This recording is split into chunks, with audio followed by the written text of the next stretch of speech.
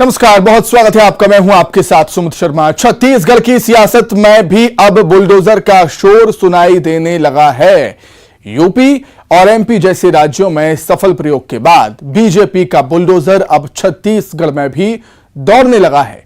BJP कानून व्यवस्था के नाम पर प्रदेश की सरकार को घेरती रही है और बुलडोजर की एंट्री बता रही है कि बीजेपी चुनावी तैयारी में बुलडोजर की सवारी करेगी। प्रदेश की सरकार बीजेपी के बुलडोजर पर सवाल खड़े कर रही है और इसी पर आरोप प्रत्यारोप का दौर भी लगातार जारी है छत्तीसगढ़ में। इसी से जुड़े कुछ सवाल भी हैं हमारे और सवाल आपको हम बड़ी स्क्रीन पर दिखाएंगे। सवाल नंबर एक देख लीजिए। कहता है सवाल नंबर 1 कि दौड़ेगा बुलडोजर, क्या मिलेगा वोट? सबसे बड़ा सवाल यही है कि बुलडोजर के जरिए क्या बीजेपी वोट चाहती है, वोट को साधने की कोशिश कर रही है? सवाल नंबर 2 देख लेते हैं। सवाल नंबर 2 क्या कह रहा है? सवाल नंबर 2 कहता है कि क्या बुलडोजर बनेगा वोट मशीन? यह भी महत्वपूर्ण सवाल है कि क्या बुलडोजर वोट मशीन बनेगा? महत्वपूर्ण सवाल उठता है।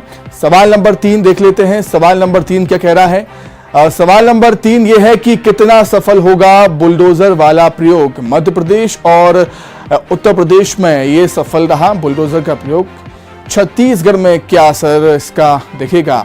आने वाला वक्त ही बताएगा। सवाल नंबर 4 की तरफ देख लेते हैं। सवाल नंबर 4 क्या कह रहा है?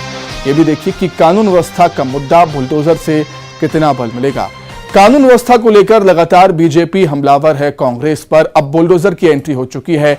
बुलडोजर से कितना बल मिलेगा, देखने वाली बात होगी। 2 खास मेहमान हमारे साथ जुड़ेंगे चर्चा में शामिल होने के लिए, लेकिन उससे पहले रिपोर्ट देखिए आप। यूपी और एमपी के बाद अब छत्तीसगढ़ की सियासत में भी बुलडोजर की एंट्री होती नजर आ रही है। बीजेपी के प्रदेश अध्यक्ष के तौर पर अरुण साव के कार्यकाल के 1 साल पूरे होने पर उनका स्वागत बुलडोजर से किया जा रहा है। बुलडोजर से अरुण साव पर फूल बरसाए जा रहे हैं। प्रदेश अध्यक्ष अरुण साव ने कहा कि छत्तीसगढ़ अपराध का गढ़ बन गया है, ऐसे में यहाँ अपराधियों पर बुलडोजर चलाए जाने की जरूरत है। जिस प्रकार से आज छत्तीसगढ़ अपराध का गढ़ बन गया है, माफियाओं का गढ़ बन गया है, जिस प्रकार से छत्तीसगढ़ में लगातार लव जिहाद और लैंड जिहाद की घटनाएं हो रही है, अपराधियों के हौसले बुलंद हुए हैं और ये प्रदेश सीधे साधे भोले भाले लोगों का प्रदेश है। ये शांत प्रदेश है। यहाँ जिस प्रकार से आपराधिक घटनाएं हो रही है लगातार, तो निश्चित रूप से अपराधियों पर बुलडोजर चलाने की आवश्यकता है, ये मुझे लगता है। बीजेपी के बुलडोजर पर सीएम भूपेश बघेल ने पलटवार किया है। उन्होंने कहा कि वो बुलडोजर पर विश्वास नहीं करते। छत्तीसगढ़ में कानून का राज है और कानून के तहत कार्रवाई की जाती है। बहुत अच्छी बात कही अरुण साव जी, और क्योंकि रमन सिंह जी ने स्वीकार किया है कि 1 साल कमीशन खोरी बंद कर दो, उसके 30 साल राज करेंगे। कमीशन खोरी बंद नहीं की है और सत्ता से चले गए। 15 साल की सरकार 15 सीट पर सिमट गई। तो अरुण साव जी पहले अपने घर से शुरुआत कर ले। जितने कमीशन खोर हैं, जिसको रमन सिंह जी ने कहा है, उसके पहले उसके घरों में पहले क्या चलाना है वो चलाए भाई।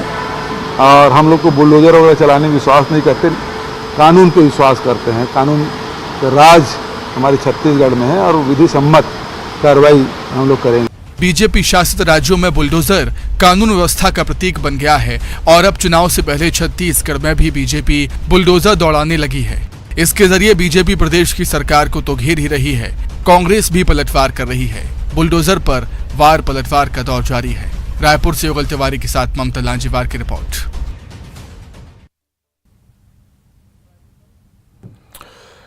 तो बुलडोजर की एंट्री अब छत्तीसगढ़ में हो चुकी है। बीजेपी का कहना है कि बीजेपी की सरकार बनने पर, मतलब छत्तीसगढ़ में आने वाले विधानसभा चुनाव में बीजेपी की सरकार बनने पर अपराधियों के मकानों को जमींदोज किया जाएगा बुलडोजर के जरिए। बुलडोजर की कार्रवाई करेगी बीजेपी की सरकार अपराधियों पर। और कानून व्यवस्था को लेकर भी बीजेपी लगातार सवाल भी उठा रही है कि कानून व्यवस्था ठीक नहीं है।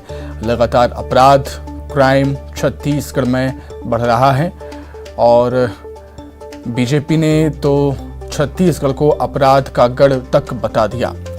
तो कानून व्यवस्था को लेकर कुल मिलाकर हम कह सकते हैं कि बीजेपी राज्य सरकार पर हमलावर है और अरुण साव का 1 साल पूरा हुआ है प्रदेश अध्यक्ष के तौर पर, तो उसी को लेकर बुलडोजर के जरिए फूल उन पर बरसाए गए और बुलडोजर से एक संदेश देने की कोशिश भी है। जिस तरीके से जो प्रयोग हमने देखा पहले यूपी में हुआ योगी आदित्यनाथ के नेतृत्व में, फिर मध्य प्रदेश में सीएम शिवराज के नेतृत्व में जो बुलडोजर की कार्रवाई अपराधियों पर लगातार होती है, उसे एक सफल प्रयोग माना जा रहा है। और अब छत्तीसगढ़ में भी यही करने की तैयारी है बीजेपी की। चलिए, तो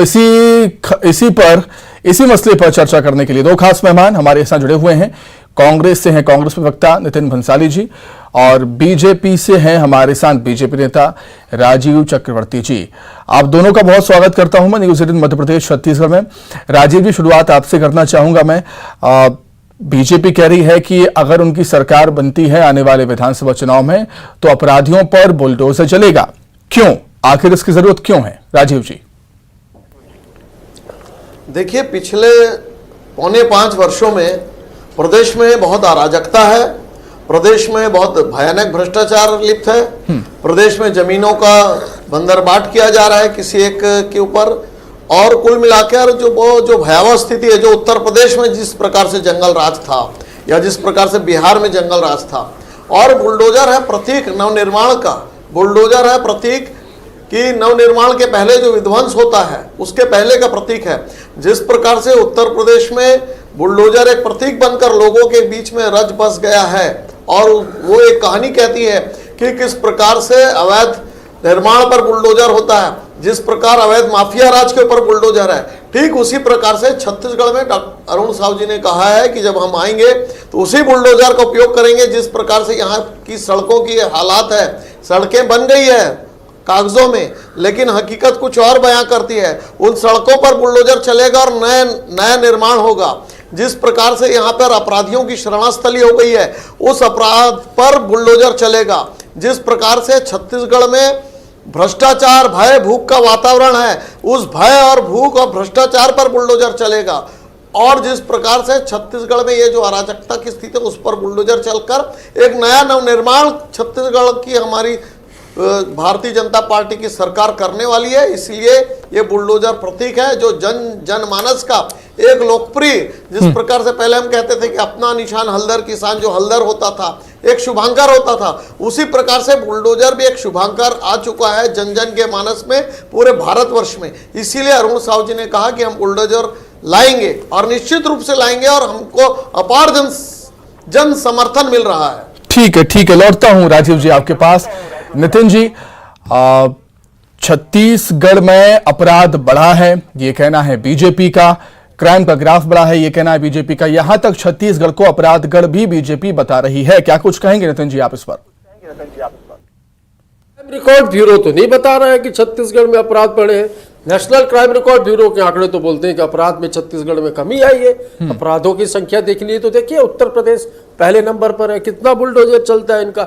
मैं जहां तक देख रहा हूं भारतीय जनता पार्टी के सारे नेताओं को ये ऐसे उलूल जुलूल बातें और फालतू टाइप की बातें करके सुर्खियों में बने रहते हैं। अब कुछ है तो है नहीं, मुद्दे तो है नहीं इनके पास।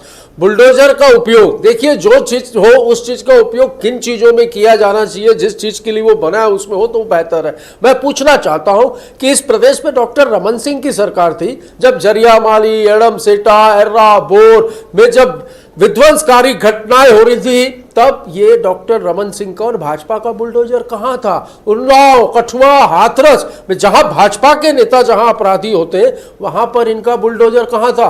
वो केंद्रीय गृह राज्य मंत्री को तो उसके पद से भी नहीं हटाया, और उसके बेटे को जेल से छुड़ाने के लिए भी पूरी भारतीय जनता पार्टी की लीडरशिप लग गई। तो वो बुलडोजर वहां क्यों नहीं चला? ये हमेशा ऐसी विध्वंसकारी बातें करके, विध्वंसकारी माहौल बनाकर चुनाव के समय इस प्रदेश की शांति, एकता, अखंडता और सौहार्दता को खराब करना चाहते हैं, जिसमें ये कभी कामयाब नहीं होंगे।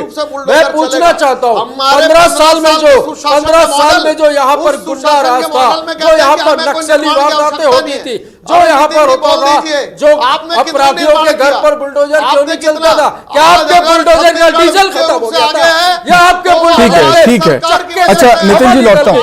राजीव जी, एक सवाल तो है, चलिए ठीक है। अपराधियों के अवैध निर्माण को, अवैध मकानों को ध्वस्त करना ठीक है, अच्छी बात है, लेकिन कांग्रेस इसे दूसरे तरीके से देखती है। राजीव जी, मेरी आवाज आप तक पहुंच रही है? शत्रुओं पर उनकी संहार करनी होगा। और कथनी का फर्क मैं आप दोनों को यहाँ पर चलेगा। रोकना चाहूंगा। सीधे राजधानी भोपाल का रुख करेंगे, जहां पर तिरंगा यात्रा में शामिल हुए हैं सीएम शिवराज सिंह चौहान। बीजेपी तिरंगा यात्रा मेरे निकाल के प्रिय कार्यक्रम बहनों को और संबोधित भाइयों, कर रहे हैं।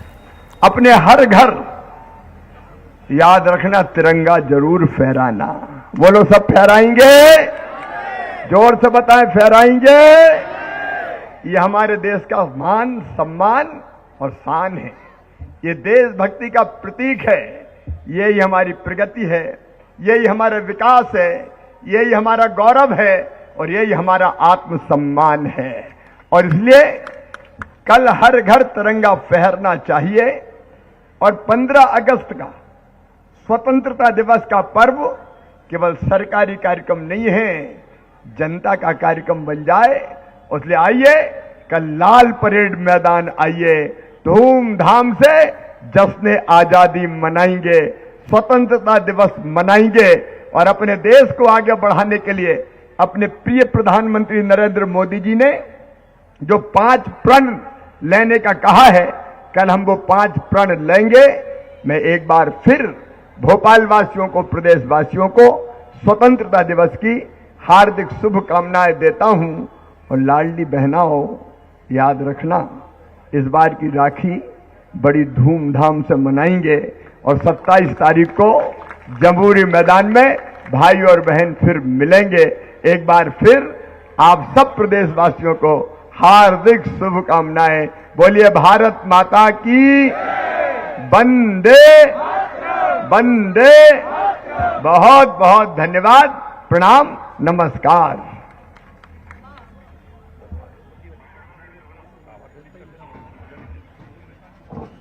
आज की इस तिरंगा यात्रा में हम सब के नेता भवानी चौक के सभी तिरंगा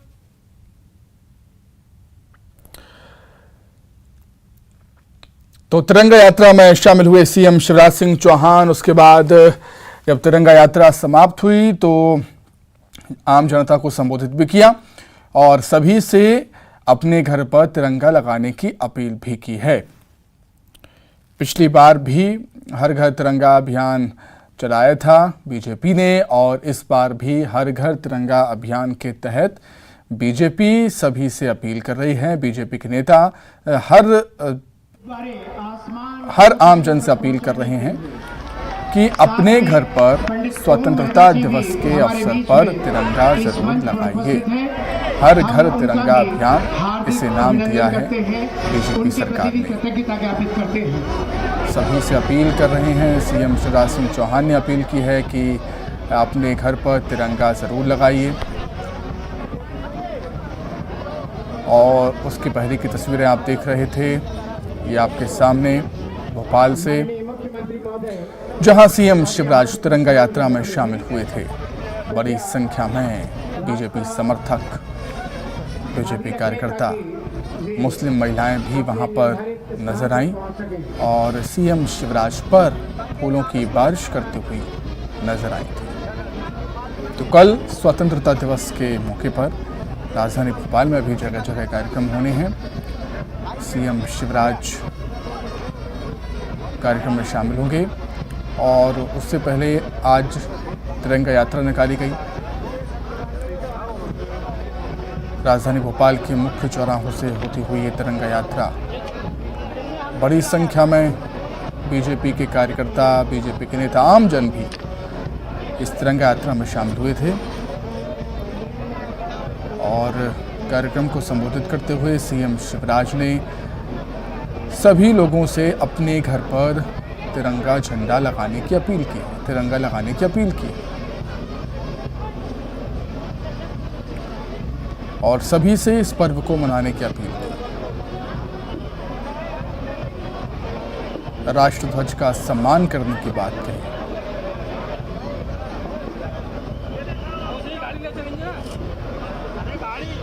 तिरंगा यात्रा में बड़ी संख्या में लोग पहुंचे थे, हाथों में तिरंगा लिए। मुस्लिम महिलाएं भी वहां पर मौजूद थीं, जिन्होंने सीएम शिवराज पर, प्रदेश के मुखिया पर फूलों की बारिश कर उनका स्वागत किया था। स्कूली बच्चे भी शामिल हुए थे, अपने हाथों में तिरंगा थामे हुए।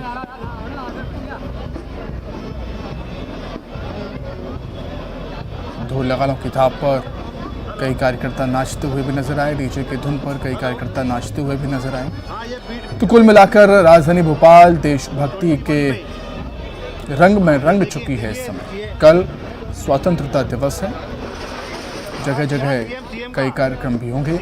सीएम शिवराज भी कार्यक्रम का हिस्सा बनेंगे।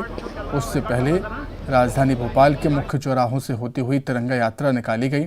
सीएम शिवराज उसमें शामिल थे। सभी के हाथों में तिरंगा आपको नजर आ रहा होगा।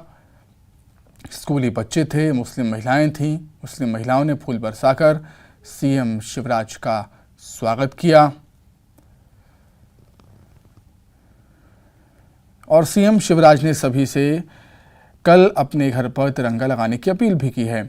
हर घर तिरंगा अभियान बीजेपी चला रही है। पिछले साल भी बीजेपी के नेताओं ने, पीएम मोदी ने अपील की थी सभी से कि अपने घर पर तिरंगा ज़रूर लगाइए और सभी से इस पर्व को, राष्ट्रीय पर्व को मनाने की अपील की थी। तिरंगा लगाने के साथ ही इस पर्व को मनाने की अपील की, राष्ट्रध्वज का सम्मान करने की बात कही और इस साल भी बीजेपी वहीं करते हुए नजर आ रही है। हर घर तिरंगा अभियान की शुरुआत इस साल भी होगी। सीएम शिवराज ने भी प्रदेशवासियों से अपील की है, देशवासियों से अपील की है कि अपने घर पर तिरंगा ज़रूर लगाइए।